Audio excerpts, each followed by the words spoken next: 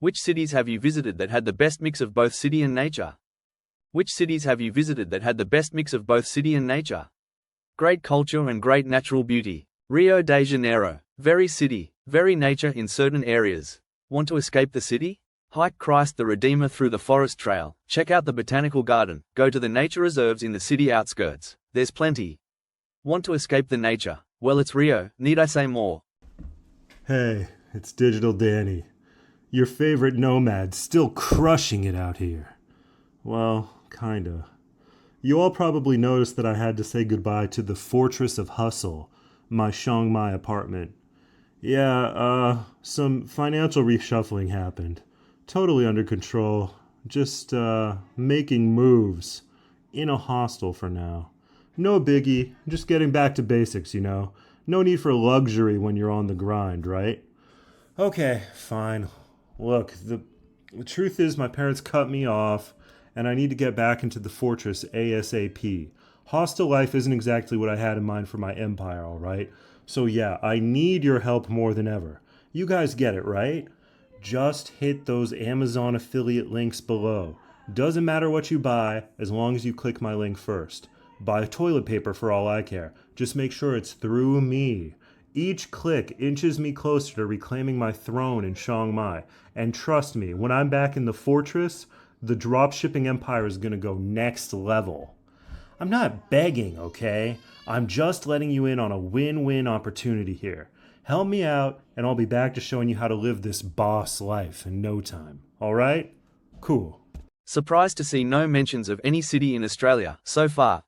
Sydney has incredible nature at its doorstep. Royal National Park AMP, the Blue Mountains come to mind, not to mention bushwalks like Spit to Manly.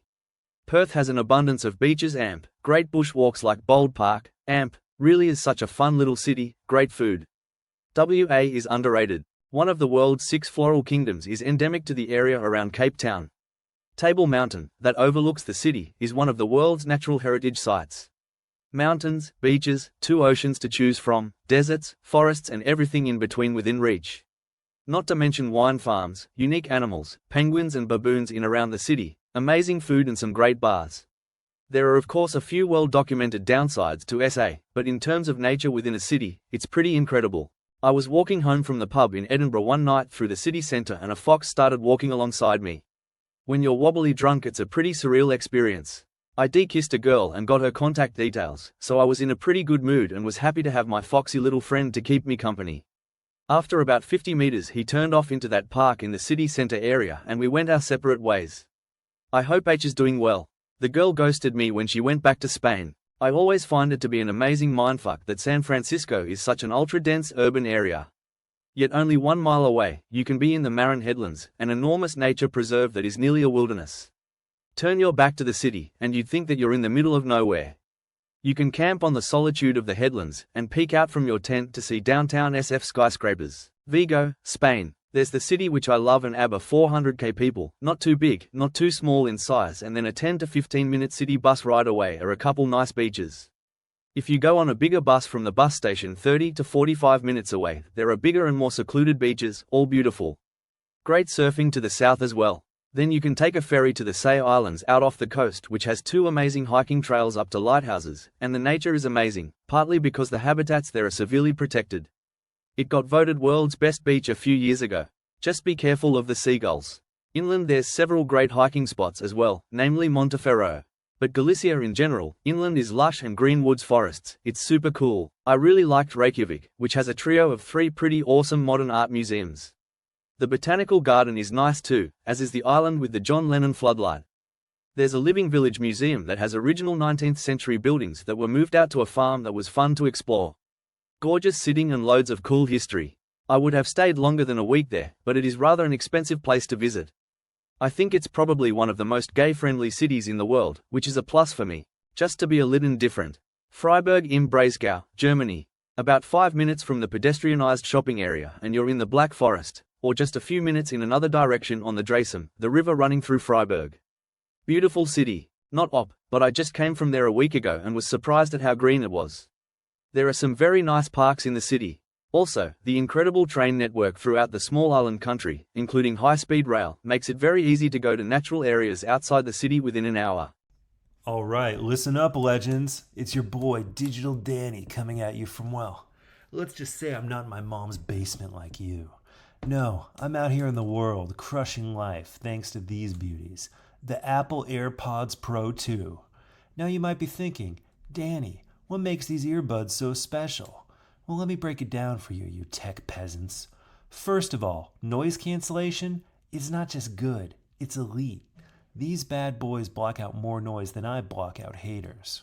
Crowded cafe? Gone. Crying baby on the plane? What baby? It's just you and that sweet, crisp sound, like the perfect wave hitting the shore of some exotic island, which I obviously know all about. And the fit? Oh, it's like these AirPods were custom built for my lifestyle. I slap them in for my sunrise yoga session Bali. Yeah, no big deal. Or when I'm taking calls from my offshore business partners. They're comfortable, they don't fall out, and yes, they even make me look cooler, which I didn't think was possible, but here we are. Oh, and guess what? You're not fumbling around for a charger like your caveman friends, because these charge faster than I can down a coconut cocktail. USB-C, finally. Apple's catching up to the future, and you're getting in on the ground floor with me, Digital Danny. Need a hearing test? Boom, done. Need a hearing aid? Don't worry, Gramps. They got you covered there, too. These things are like a Swiss Army knife for your ears, and the only tool I don't use is that little ring thing on the side. But hey, I'm too busy globetrotting and making deals to worry about that. You know what to do, legends. Links are in the description. Pick up your Apple AirPods Pro 2 now, because let's be real, you deserve to live a little more like me. You're welcome. Links in the description. Get after it. Yeah, you're absolutely right. Was just thinking of the easy access to water, the Baltic Sea in Copenhagen, but yeah, otherwise definitely lacking. I find that Helsinki and Copenhagen are actually quite alike in this regard. Love all the Nordic capital cities though, Helsinki and Copenhagen for the cheaper booze and Stockholm and Oslo for their stunning location. All the Scandinavian capital cities have a great mix of city life and nature. Oslo literally is a city within a forest, so many places to go swimming, super relaxed vibe. Copenhagen is best for vibrant city life IMO but less so for nature. Amsterdam for its parks. Rent a bicycle or just walk. Bring a picnic with wine. Sunbathe in your underwear or nude. Smoke, and no one cares or judges, just do your own thing. Munich and its parks and beer gardens are similarly wonderful. Quite surprised Auckland NZ hasn't been mentioned. Auckland has beaches, harbours, islands, volcanoes, bush-clad ranges all very close to the city. Further out, Auckland has some amazing regional parks. San Francisco. I live in SF, so gotta admit I'm not impartial, but the city has a huge amount of park space within city limits and there are beautiful views of the Bay Amp, surrounding hills from much of the city. IMHO Stockholm wins this hands down. The city is built on about a dozen islands connected by about 70 bridges, so there is water everywhere. Tons of parks both small and large. Easy access to wilderness by boat, commute, train, subway and bus. Honestly, any major city within Australia fits this bill. I personally think Perth Amp, Sydney balance the two best, but Melbourne, Darwin, Brisbane, Adelaide all certainly fit this criteria. Love that country. I think your opinion is probably unpopular. I had an amazing time in Edinburgh and would 100 go back. The history, the architecture, the culture and the beauty of the surroundings make one of the best cities I visited. How did you not mention Hobart? Literally has an IUCN2 special reserve 5 kilometers from the CBD, with nature found nowhere else in the country or the world. Right next to a stunning deep water harbour that's large like Sydney's. Nature everywhere. My husband is Brazilian, so we visit a lot to see his family. It's very easy for a Brazilian to spot a non-Brazilian, which makes you a target for petty crimes best case scenario. Favelas are obvious to spot out, but bad neighborhoods aren't super obvious because the cities do generally look run down a bit. It's not like West Loop vs South Chicago, for example. We stand out like a prime crime target without even needing to open our mouth. I can't tell the difference, but my boyfriend will change his Portuguese dialect accent to sound more ghetto when we're in big cities. Specific examples include dummy wallets, watches for when you get jumped, never showing your smartphone, they're crazy expensive, they're even after adjusting for exchange rates, run away immediately when you see two guys on a motorcycle, etc. Alright, so listen up, fellow Wanderlust warriors. If you're into travel books that are both hilarious and educational, like actually educational, not just some influencer's recycled travel quotes, then let me put you on to my all-time favorite, In the Sunburned Country by Bill Bryson. Now, Bryson may be an old fogey. Let's be clear, the guy probably travels with a fanny pack full of Rolaids, but the man does some of the funniest research about local history you'll ever read. It's like he'll tell you about a spider in Australia that can kill a horse, and then pivot to the fact that a human being still willingly lives here, sipping a flat white in some beachside cafe. It's absurd. It's hysterical. And it makes you wonder why anyone would leave the comfort of their Wi-Fi and unlimited data plan to come face to face with things that want to eat you. But what really makes Bryson stand out is how he weaves his trip through Australia with its wild history. Like, did you know that the place was basically settled as a giant prison colony? Mad respect to those OG convicts. The whole thing will make you appreciate how epic and insane this sunburned island really is. He'll have you laughing 1 second and genuinely grateful for your chance to experience a country that's simultaneously laid back and trying to kill you in 100 different ways. Anyway, once you've had your mind blown by Bill's comedic genius, pack your bags. Don't forget the SPF 50, and maybe I'll catch you on the beach at Surfer's Paradise, living my best digital nomad life. Working remotely and laughing at how you still think you need to take time off for vacations. Until that day, though, why not click that affiliate link in my description? Not saying I'm trying to buy my next flat white off your commission or anything, but you know, I'll toast to you while I'm basking in the endless summer. Cheers to adventure, questionable decision-making, and chasing Wi-Fi in paradise. Affiliate link. Remember to like and subscribe. Dude, all South America in general is quite violent and has a high crime rate when compared with C. For example, Colombia can be as dangerous as Brazil. Many people get gun robbed at Medellin, but in general it's more dangerous, especially some areas of Bogota and cities closer to the borders. You gotta take care and watch your belongings and know where you are going. Do not act like you are touring Disneyland, otherwise you may have consequences. Melbourne, Hobart, and Perth have the best variety in my experience. Been traveling Oz for a couple years now in a motorhome, and there's just so much within a few hours drive of each. If we're counting non-capital cities, Cairns is a winner. There's no real cities in Finland except Helsinki. Well, maybe Tampere, but true in the sense that the forest is always there. I live in a center of one of the bigger ones, and I have a forest lake view from my window.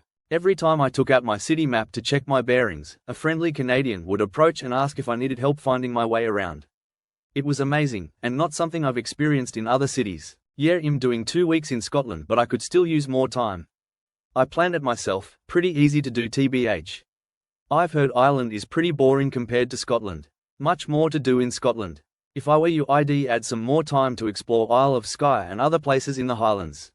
Hey guys, I know you love my videos, and I know you love me, but it's time for me to try to get paid so I can truly generate the passive income that will allow me to truly enjoy the next couple of weeks that I spend here on the beach in Bali.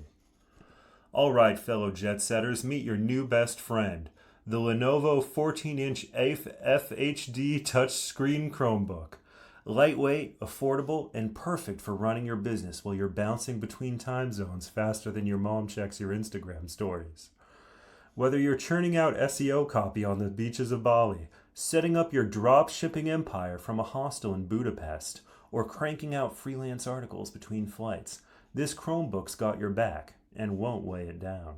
With an 8-core MediaTek processor and just enough memory to keep those 47 open tabs from crashing, it's the perfect sidekick for every digital hustler. Need more? How about the fact that it's cheaper than your monthly Wi-Fi bill in Thailand? Plus, with its touchscreen magic, you can switch between business mode and Netflix mode with a tap. Because hey, even nomads need some downtime. So ditch the bulk, keep it light, and make your bank account as happy as your wanderlust. Grab the Lenovo Chromebook and keep your freedom intact. #work from anywhere.